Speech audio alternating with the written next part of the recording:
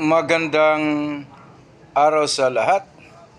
The YouTube channel of the Fraternal Order of Eagles, Limbas Law Corner is back to once again render public service in the field of law for our countrymen, or itong aming pagbabahagi ng kaalaman sa larangan ng batas para sa sambayanang Pilipino, brought to you by the Limbas Marangal Eagles Club of the Eastern Rizal Region 2.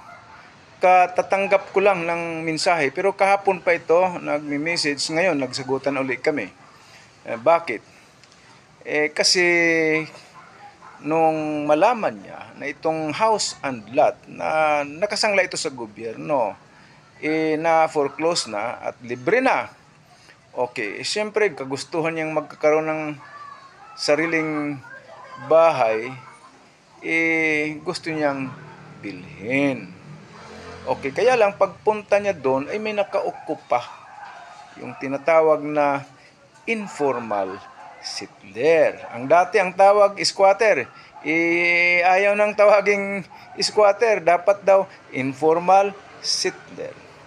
Kaya lang yung usapin sa ahensya ng gobyerno, pag nabili na raw niya yon, siya na ang bahala magpaalis sa nakaukupa. Okay. Kaya ang ginawa niya, pumunta siya sa Homeowners Association. Aba, good. Cooperative yung presidente ng Homeowners Association. Sabi, sige, tulungan ka namin.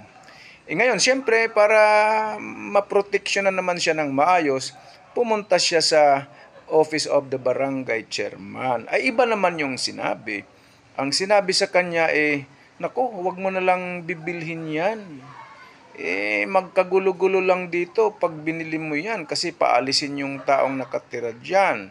Ngayon, kung ayaw mong makinig sa amin, kung bibilhin mo pa rin yan, ay pasensya na, hindi ka namin tutulungan.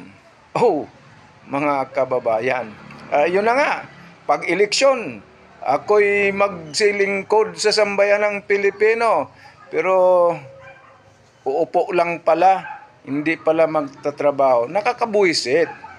Kasi itong tao na legal na bibili ng bahay na foreclose ng ahensya ng gobyerno at ibibinta na nga sa kanya, itumutulong nga yung Homeowners Association.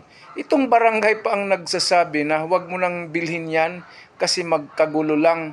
Pag nagkagulo yan, huwag kang bumalik sa amin, ay hindi ka namin tutulungan. Barangay, yan ang masaklap sa bansang ito, yung katulad ng sa inyo. Kung itong barangay na ito na tinutukoy, hindi naman lahat ng barangay sa Pilipinas, pero kung maraming ganyan, yun ang sakit sa bansang ito. Bakit hindi kayo tutulong sa pagpapaalis ng taong nakaukupa dyan?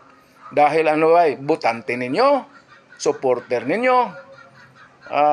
Okay, di bale, kung ayaw tumulong ng magaling na barangay, well, may hukuman naman para mapaalis yung illegal occupant na yan.